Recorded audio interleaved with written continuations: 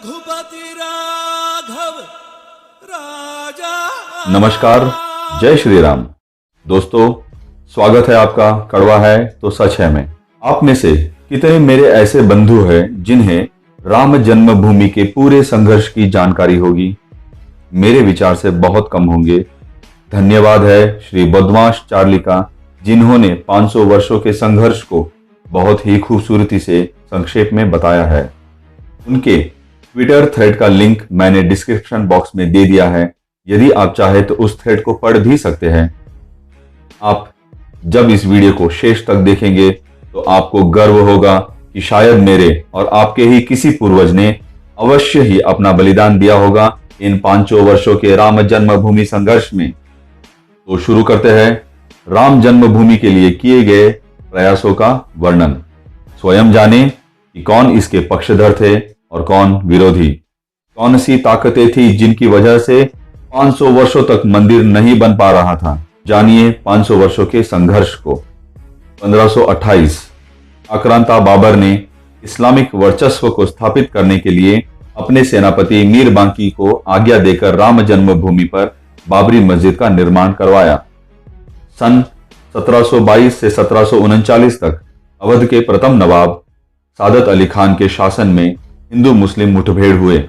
Islamic शासन की वजह से हिंदू पक्ष को पीछे हटना पड़ा। सन 1853 अब शासन अंग्रेजों के हाथ चला गया था। भूमि के अधिकार के लिए पहले दंगे हुए। फैजाबाद कोर्ट ने मामले का संज्ञान लिया। उन्होंने मस्जिद के बाहर हिंदुओं को और मस्जिद के भीतर मुसलमानों को पूजा करने को कहा। सन 1855 सुन्नी लीडर गुलाम हुसैन ने गुट बनाकर हनुमानगढ़ी मंदिर पर अपनी नजर गड़ा दी, जो कि राम जन्मस्थल से कुछ दूरी पर स्थित है। हमला करने की साजिश रची। सुन्नियों का यह कहना था कि हनुमान मंदिर मस्जिद के ऊपर बनी है, इसलिए वो उस पर कब्जा चाहते हैं। इसको लेकर छोटी मुठभेड़ हुई, परंतु ये यही नहीं रुका। गुलाम हुसैन ने और ताकत के साथ जुलाई के महीने में मंदिर पर फिर से हमला किया। इस बार साधुओं ने भी भीषण प्रतिकार किया और 70 मुसलमान मारे गए। अंग्रेज शासन ने इसका संज्ञान लिया। बैरागियों ने पूर्व नवाब के दिए हुए दस्तावेज दिखाए, जिसमें मस्जिद का कहीं जिक्र नहीं था। बैरागियों का कहना था कि यदि वह मस्जिद हुई तो हम वह स्थान त्यागने को तैयार है। परंतु उस समय के नवाब वाजिद अली शाह ने जिहादियों की खुशी के लिए मंदिर के बगल में ही मस्जिद बनाने का प्रस्ताव रखा। स्वतंत्र जांच के बाद अंग्रेजों ने हिंदू पक्ष में फैसला सुनाया। जिहादियों को यह बात जमी नहीं। इस बार नए लीडर आमिर अली ने गुट बनाकर हमला करना चाहा, परंतु अंग्रेजी सिपाहियों ने उसे मार गिराया। सन 1857 प्रथम स्वतंत्रता संग्राम के बाद नवाबी शासन समाप्त कर दिया गया और अंग्रेजी शासन लागू हुआ। कहा जाता है कि हिंदू साधुओं ने मस्जिद के बाहर कब्जा करके चबूतरा बना लिया और पूजा पाठ आदि करने लगे। इसको लेकर झगड़े होते रहते थे। अंग्रेजों के समय 30 नवंबर 1858 की एक एफआईआर में निहंग सिखों द्वारा मस्जिद परिसर में घुस जाने और बाबरी मस्जिद पर कब्जाने का भी जिक्र है। सन 1859 अंग्रेजी सरकार ने राम चबूतरे और मस्जिद के बीच एक दीवार खड़ी कर दी। सन 1885 निर्मोही अखाड़े के महंत रघुवीर दास ने श्री राम जन्मभूमि स्थल पर पूजा करने के अधिकार को लेकर फैजाबाद कोर्ट में याचिका दायर की, किंतु याचिका खारिज कर दी गई। रघुवीर दास जी ने secretary of state for India के खिलाफ पुनः याचिका दायर की फैजाबाद कोर्ट में और चबूतरे पर मंदिर बनाने की बात कही, परंतु इसे भी खारिज कर दिया गया। सन 1934 बकरीद के दिन पास के गांव में गौ हत्या लेकर दंगा हुआ, जिसमें बाबरी मस्जिद को तोड़ा गया, लेकिन अंग्रेजी शासन ने इसकी तुरंत मरम्मत करवा दी। अंग्रेजी शासन ने इस मरम्मत का सारा पैसा सिर्फ हिंदुओं से जमा किया था। सन 1936 मुसलमानों के दो समुदायों शिया और सुन्नी के बीच इस बात पर कानूनी विवाद उठ गया कि मस्जिद किसकी है। वक्फ कमिश्नर ने इस पर जांच बैठाई। मस्जिद के मैनेजर मोहम्मद जकी का दावा था कि मीर बांकी शिया था, इसलिए यह मस्जिद शिया मस्जिद हुई। लेकिन जिला वक्फ कमिश्नर मजीद ने 8 फरवरी 1941 को अपनी रिपोर्ट में कहा कि मस्जिद की स्थापना करने वाला बादशाह सुन्नी था, इसके इमाम तथा नमाज पढ़ने वाले सुन्नी है, इसलिए ये मस्जिद सुन्नी मस्जिद हुई। शिया वक्फ बोर्ड ने सुन्नी वक्फ बोर्ड के खिलाफ फैजाबाद के सिविल जज की कोर्ट में फिर मुकदमा दायर किया। सिविल जज S.A. एहसान ने 30 मार्च 1946 को शिया समुदाय का दावा खारिज कर दिया। सन 1946 अखिल भारतीय रामायण महासभा ने भूमि पर हिंदुओं के अधिकार के लिए फिर से आंदोलन शुरू किया। 9 दिन के रामचरितमानस के पाठ का आयोजन किया गया। इस आंदोलन में योगी आदित्यनाथ के गुरु महंत अवैधनाथ के भी गुरु महंत दिग्विजयनाथ जी भी शामिल थे। आज उन्हीं के शिष्य शिलान्यास के आयोजन के प्रमुख है।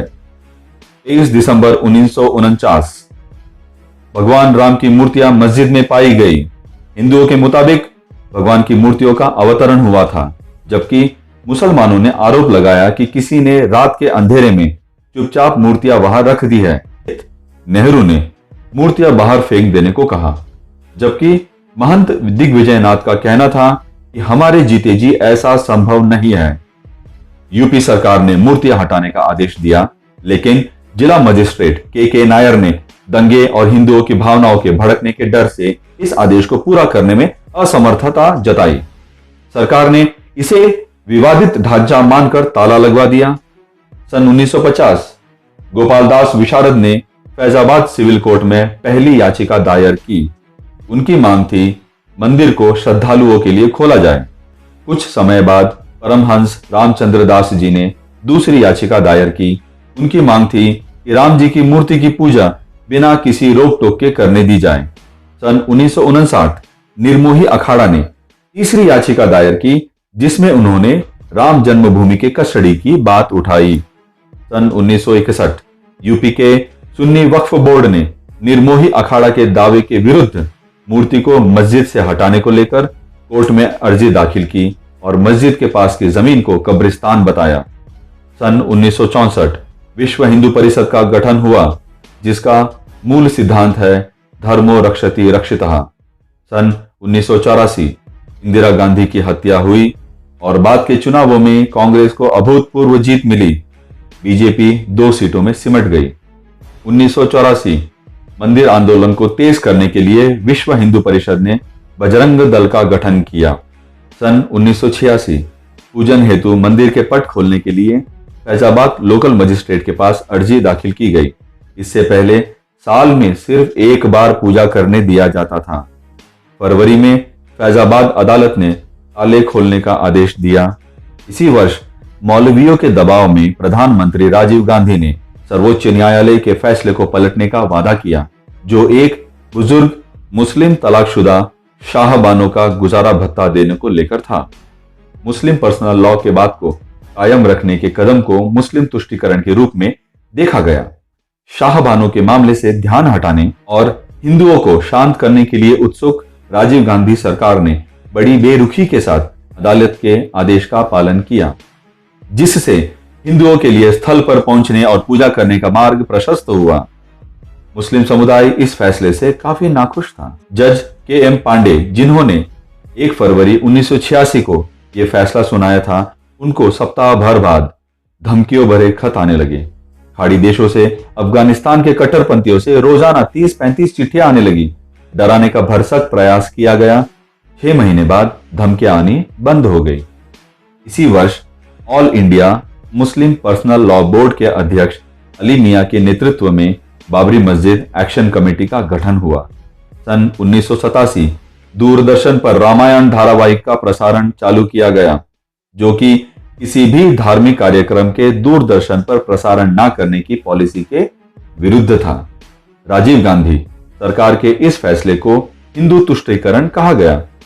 VHP लीडर अशोक सिंघल ने रामायण के प्रसारण को हिंदू एकता के लिए अहम बताया। सन 1989 विश्व हिंदू परिषद ने मस्जिद के बगल में राम मंदिर की बुनियाद रखी और पूर्व अध्यक्ष जस्टिस देवकीनंदन अग्रवाल ने कोर्ट में मस्जिद के स्थानांतरण के लिए अर्जी दे दी। भारतीय जनता पार्टी ने 11 जून 1989 को पालमपुर कार्य समिति में प्रस्ताव पास किया कि अदालत इस मामले का फैसला नहीं कर सकती है और सरकार समझौते या तो संसद में कानून बनाकर राम जन्मस्थान हिंदुओं को सौंप दे।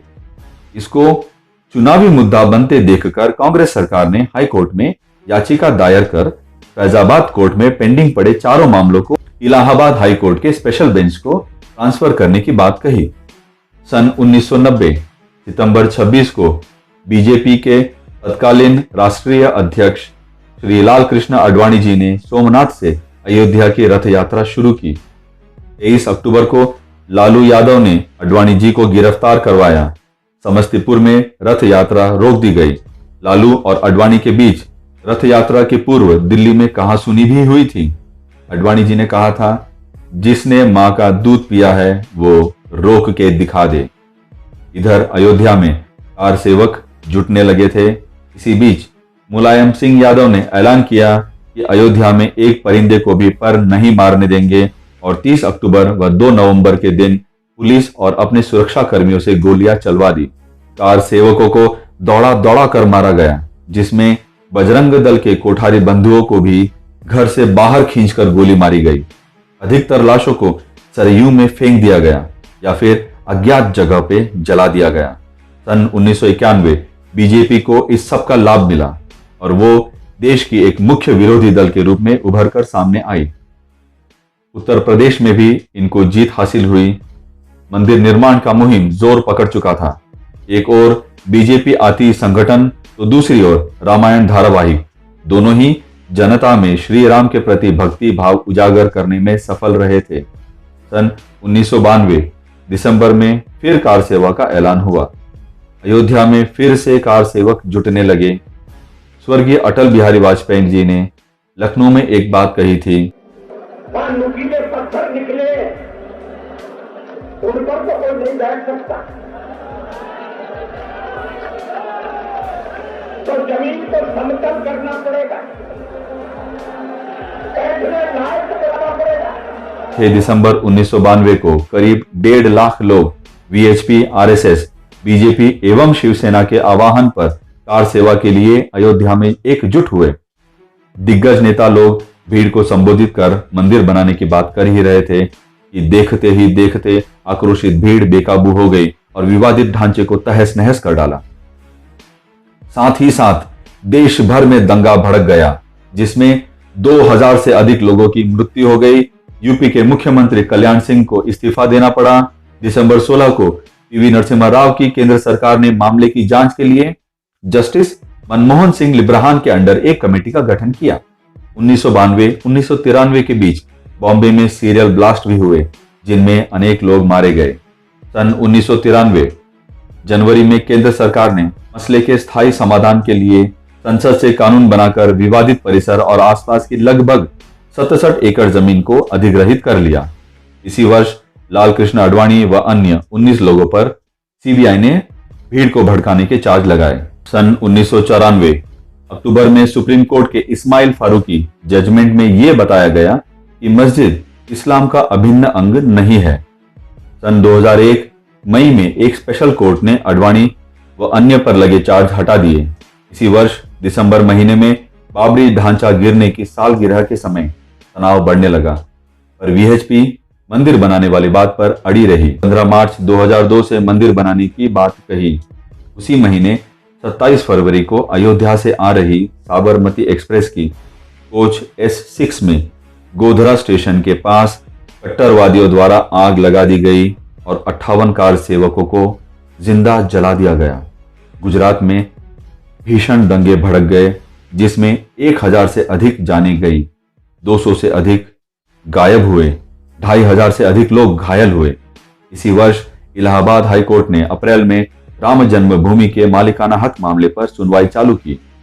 2003 इलाहाबाद हाईकोर्ट ने पुरातत्व विभाग को जांच का आदेश दिया। उनके जांच में मस्जिद वाली जगह पर मंदिर होने की बात बताई गई। मुस्लिम पक्ष ने इस फैसले को भी विवादास्पद माना। इसी वर्ष सितंबर में अदालत ने फैसला सुनाया कि संघ परिवार के 7 नेताओं पर मुकदमा चलना चाहिए। आडवाणी जी उस वक्त उप प्रधानमंत्री थे, इसलिए उन पर कोई कार्यवाही नहीं हुई। 2004 केंद्र में कांग्रेस सरकार आ चुकी थी। यूपी के एक कोर्ट ने आडवाणी पर मुकदमा न चलाने की बात पर पुनः विचार करने को कहा। 2005 इस्लामिक आतंकवादी संगठन लश्कर-ए-तौयबा के 5 आतंकवादियों ने राम जन्मभूमि पर हमला किया। वो नेपाल के रास्ते हिंदू श्रद्धालुओं का वेश धारण कर अयोध्या तक पहुंचे थे। उन्होंने एक जीप में गोला बारूद भरकर मंदिर की दीवार उड़ानी चाहिए। सीआरपीएफ ने 5 आतंकियों को ढेर किया। इसके अलावा 3 जवान और एक आम नागरिक की जान गई। Ram and Ramayana are precious, invaluable parts of India. 2009 जून में लिब्रहान कमीशन की रिपोर्ट आ गई, जिसे बाबरी कांड के दोषियों के बारे में जांच के लिए बनाया गया था। नवंबर में बीजेपी के दिग्गज नेताओं समेत 68 लोगों को दोषी पाया गया। 2010 सितंबर के महीने में इलाहाबाद हाई कोर्ट ने विवाद से संबंधित 4 मामलों पर अपना निर्णय दिया। इसमें विवादित भूमि को 3 हिस्सों में विभाजित करने की बात कही गई। 1/3 भाग रामलला को, 1/3 भाग सुन्नी वक्फ बोर्ड को और 1/3 भाग निर्मोही अखाड़ा को। दिसंबर महीने में हिंदू महासभा और सुन्नी वक्फ बोर्ड ने हाईकोर्ट के फैसले को चुनौती देते हुए सुप्रीम कोर्ट का रुख किया। सन 2011 मई में सुप्रीम कोर्ट ने हाईकोर्ट के आदेश पर स्टे देते हुए मामले को यथास्थिति छोड़ने को कहा। अब भारत में एक बहुत बड़ा बदलाव हुआ। 2014 नरेंद्र मोदी के नेतृत्व में केंद्र में बीजेपी की सरकार आई। 2015 वीएचपी ने देश भर के लोगों से राम मंदिर निर्माण के लिए ईंटें देने को कहा। यूपी के तत्कालीन मुख्यमंत्री अखिलेश यादव की राज्य सरकार ने कहा था कि वो ईंटों के ट्रक को अयोध्या जाने की अनुमति नहीं देंगे। 6 महीने के भीतर दिसंबर में 2 ट्रक ईंटें अयोध्या पहुंच गया। महंत नित्य गोपाल दास ने कहा कि बीजेपी की तरफ से हरी झंडी है कि मंदिर बनने के आसार है। 2016 फरवरी में सुब्रमण्यम स्वामी ने अयोध्या में मंदिर बनाने को लेकर सुप्रीम कोर्ट में याचिका दायर की। 2017 अप्रैल में सुप्रीम कोर्ट ने अडवाणी व अन्य पर 1992 के चार्ज खत्म करने से मना किया और इस मामले को आगे बढ़ाया। इसी वर्ष बीजेपी ने उत्तर प्रदेश चुनाव में जीत हासिल की और योगी आदित्यनाथ जी को उत्तर प्रदेश का मुख्यमंत्री बनाया गया। अगस्त में सुप्रीम कोर्ट ने 5 दिसंबर 2017 का दिन फाइनल सुनवाई के लिए चुना और यूपी सरकार को 12 सप्ताह के भीतर मामले के 9000 पन्नों के कागजात को ट्रांसलेट करने को कहा। उसके कुछ दस्तावेज पाली, अरबी, फारसी, उर्दू, गुरमुखी आदि भाषाओं में थे। 2018 याचिका दायर करने वालों ने सुप्रीम कोर्ट से 1994 की इस्माइल फारूकी के जजमेंट पर पुनर्विचार कर 7 जजों की बेंच को सौंपने को कहा। सितंबर 3 जजों की बेंच ने 2/1 के वर्डिक्ट से इस्माइल फारूकी के जजमेंट पर पुनर्विचार वाली बात को गैर जरूरी बताया। 2019 जनवरी 25 को उच्च न्यायालय ने 5 न्यायाधीशों की बेंच बनाई, जिसमें CJI Ranjan Gogoi, justice SA Bobde, DY Chandrachud, Ashok Bhushan और एसए नजीर भी शामिल थे। मार्च 8 सुप्रीम कोर्ट ने 3 लोगों के पैनल को विवाद के मध्यस्थता के लिए चुना। वो तीनों थे एफएमआई कलीफुल्ला, सुप्रीम कोर्ट के पूर्व न्यायाधीश, Shri Ravishankar art of living के फाउंडर, श्री राम पंचू जो एक वकील थे। अगस्त 1 मध्यस्थता पैनल की रिपोर्ट प्रस्तुत हुई। अगस्त 2 मध्यस्थता पैनल को मामले का समाधान निकालने में विफल पाया गया। अगस्त 6 सुप्रीम कोर्ट ने मामले पर प्रतिदिन की सुनवाई चालू की। सितंबर 18 को कोर्ट ने कहा कि महीने भर में इस मामले की सुनवाई हो जानी चाहिए। अक्टूबर 14, 2019 उत्तर प्रदेश सरकार ने अयोध्या में दिसंबर 10 तक धारा 144 लागू कर दिया। सुरक्षा के मद्देनजर इलाके में ड्रोन उड़ाना तक मना कर दिया गया था। 2019 अक्टूबर 15 सुप्रीम कोर्ट ने कहा कि वो पिछले 39 दिनों से मामले की सुनवाई कर रही है और इस पर इससे अधिक समय नहीं दिया जा सकता।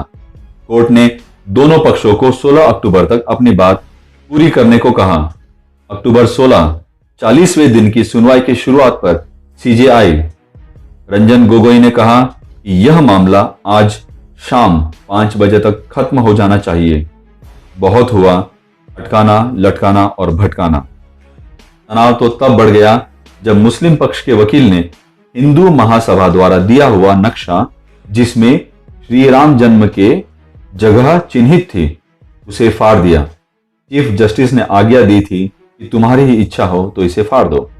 नवंबर 9 सुप्रीम कोर्ट ने विवाद को समाप्त करते हुए फैसला सुनाया और अयोध्या की राम जन्मभूमि हिंदू पक्ष को दी गई। सुन्नी वक्फ बोर्ड को मस्जिद के बदले में एक अन्य जगह 5 एकड़ जमीन देने की बात कही, जिस पर वामपंथी चाहे तो स्कूल या कॉलेज या हॉस्पिटल कुछ भी बना ले, जैसी उनकी मर्जी हो।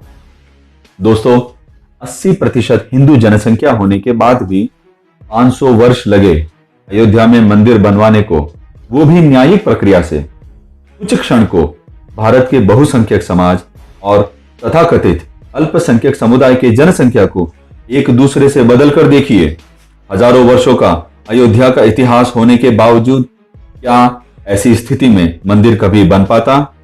क्या किसी न्यायिक प्रक्रिया का सहारा भी लिया जाता? क्या हिंदुओं की बातें सुनी जाती? क्या मंदिर का हाल वो ना होता जो इस्लामाबाद में हाल ही में कृष्ण मंदिर का हुआ है? ये तो एक मंदिर है, ऐसे अनेकों मंदिर है जिन पर अवैध निर्माण कर कब्जा किया गया है। उन जगहों पर मंदिर, मस्जिद या दरगाहें बना ली गई है। याद रखिए, सरकारों ने तभी कार्यवाही की जब जनता उस कार्य के लिए उत्सुक एवं इच्छुक थी। इसलिए प्रत्येक सनातनी की भागीदारी आवश्यक है। दोस्तों, सेक्युलर ना बने, कट्टर सनातनी बने, अपने धर्म के बारे में जागरूक रहे, अपने धर्म की रक्षा हमेशा करें। तो दोस्तों, ये थी 500 वर्षों की पूरी कहानी, या कहे 500 वर्षों के संघर्ष की पूरी गाथा। इस संघर्ष में न जाने अनगिनत कितने लोग मारे गए, इसका कोई लेखा जोखा किसी के पास नहीं है। हो सकता है आपके या मेरे कोई पूर्वज भी इसमें शामिल हो। हमें गर्व है कि इसी महीने 5 अगस्त 2020 को राम जन्मभूमि का शिलान्यास होने जा रहा है। हम सबको मिलकर इस मंदिर को एक ऐसे विशाल तीर्थ में बदलना है जिसमें पूरी दुनिया में सबसे ज्यादा लोग वहां जाते हो, सबसे ज्यादा चर्चित ये प्रदेश हो, सबसे ज्यादा श्रद्धालुओं से आवेष्टित ये प्रदेश हो। धन्यवाद मित्रों, वीडियो पूरा देखने के लिए आपका धन्यवाद। जय हिंद, जय श्री राम, वंदे मातरम।